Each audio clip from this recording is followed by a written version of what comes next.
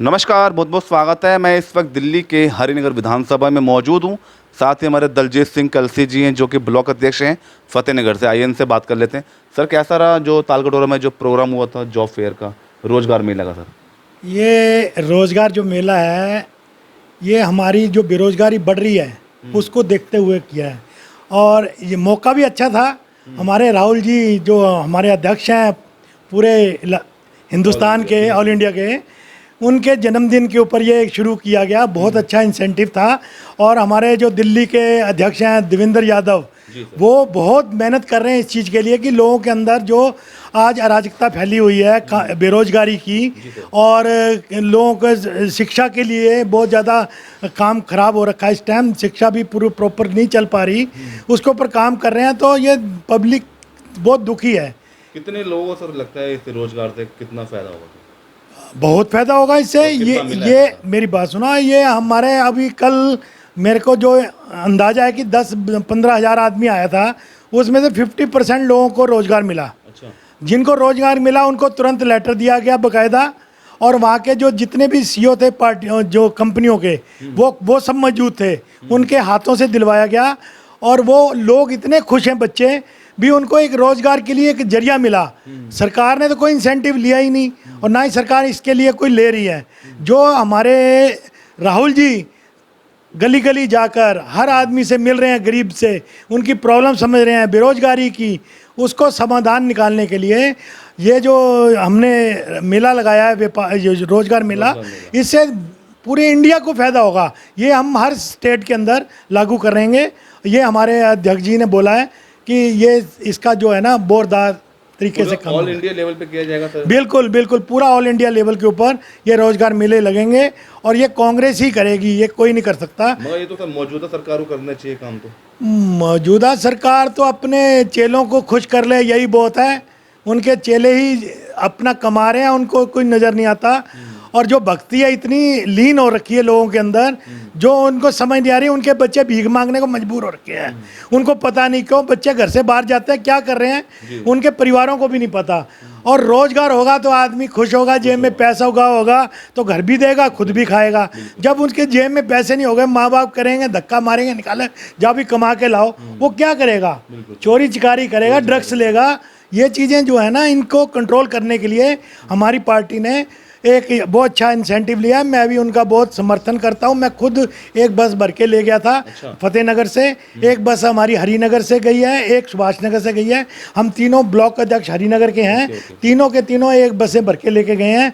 और हमारे यहाँ से 8-10 आदमियों को यहाँ पे जॉब मिला है। जैसे कि अब देखो ना, गरीब आदमी को पटरी से हटाया जा रहा है। जो कहते हैं कि स्वदेशी का नारा लगाते हैं ये लोग, स्वदेशी तो रहने नहीं दे रहे। जो मटके वाले चौक पे बैठे हैं उनको उठा दिया है ना। कोई हाथ का सामान, कलाकार लोग हैं जो हाथ की मूर्तियां बनाते हैं या कुछ और कार्य करते हैं, उन लोगों को तो सड़क पे बैठने का अधिकार नहीं दे रहे ये लोग। तो कमाएंगे कहाँ से? ठीक है, रेडी पटरी वाला, उनको तंग कर रहे हैं ये लोग, उनको भी उजाड़ दिया। इनके घर उजाड़ दिए। झुग्गी झोपड़ियाँ जहाँ थी, ये लोग खुद ही नारा लगाते हैं जहाँ झुग्गी वहीं मकान, अब वो भी उजाड़ दिए इन्होंने। मगर भाजपा का कहना है, सरकार का, कि जहाँ पे डीडीए की जमीन पे है या अनऑथराइज तरीके से बैठे हुए हैं, उनको उजाड़ा जा रहा था। भाई साहब, ये अटल बिहारी वाजपेयी के टाइम भी था। 15 साल पहले क्या कर रहे थे? 15 साल तो होने वाले इनको भी। 10 साल तो इन्होंने बिता दी। पहले क्यों नहीं एक्शन ले लिया? आज क्यों ले रहे हैं? हमारी सरकार अभी आई है मौजूदा 27। अरे ऐसा कुछ नहीं है। सरकार सुरगुर का कोई चक्कर नहीं होता। सेंट्रल गवर्नमेंट ऊपर से ऑर्डर करती है, नीचे से ऑर्डर होते हैं, ऊपर जाके काम करना होता है। जिसकी नीयत ही साफ नहीं है वो किसको क्या देगी? रोजगार के बेरोजगारी इतनी बढ़ गई है हद से ज़्यादा। काले धन से कुछ हासिल नहीं हुआ। जीएसटी जो लगाई है उससे कोई फायदा नहीं हुआ। हर चीज़ पे तो ये नेगेटिव चल रही है इनकी। ये देश के अर्थव्यवस्था को बढ़ाने की बजाय कम कर रहे हैं। काला धन बढ़ता जा रहा है। आज मैंने लोगों को सेंड किया, देखो इतना काला धन इनके अपने अकाउंट में है। दूसरों को ये कहते हैं तुम्हारे कांग्रेस का आज भी एक भी जो इन्होंने केस डाले हैं, कुछ भी किया, कोई साबित नहीं कर पाए भी कांग्रेस ने किया। शीला दीक्षित के टाइम पे जो इनके वो 2G 3G डाले थे, उनका क्या हुआ? सब बरी हो गए, कुछ मिला ही नहीं उसमें। भैया कोई काम को इंसेंटिव लेते हैं ना, तो उसमें पैसा लगता भी है, कई बार बचता भी है। अगर हमारे पास टाइम कम है तो उसको काम करने के लिए हम पैसा लगाएंगे, तभी तो काम होगा।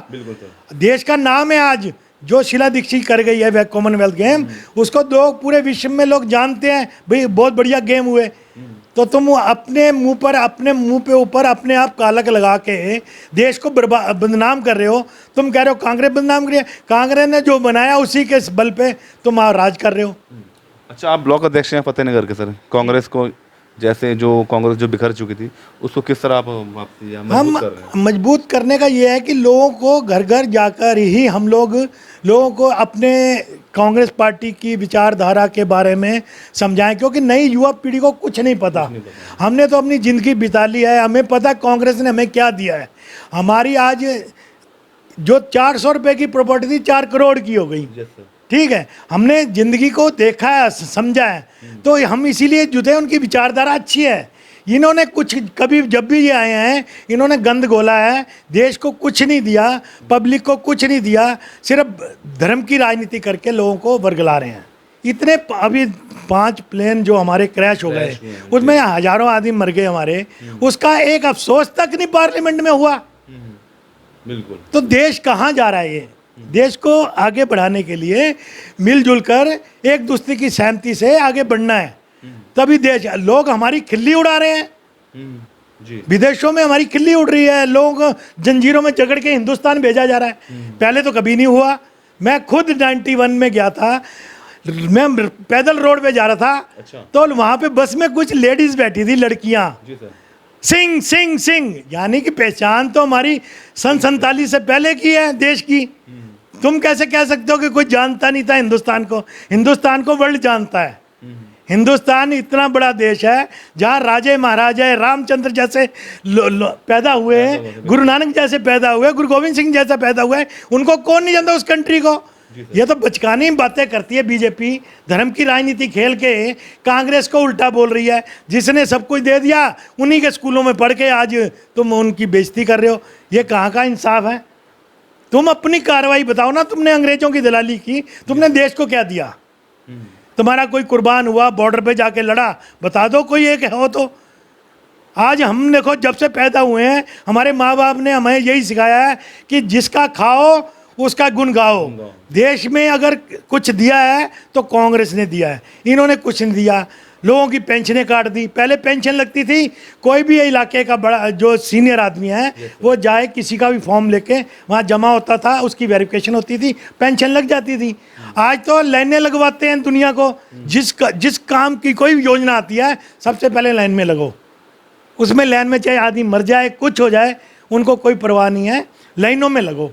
मैं अपनी खुद की बात करता हूँ, मैं अपना हैंडवर्क है मेरा अपना टोटली बिजनेस क्या सोशल वर्किंग है। मैं लोगों को, भगवान मेरे को रोटी देता है, मैं कभी किसी से 1 रुपया लेता नहीं, ना किसी को देता हूँ। ठीक है, तुम कोई काम आए हो, मेरा दिल मेरा मन जो है तुम्हारे साथ जाके उस काम कराने के लिए हमेशा तत्पर रहता है। बिल्कुल।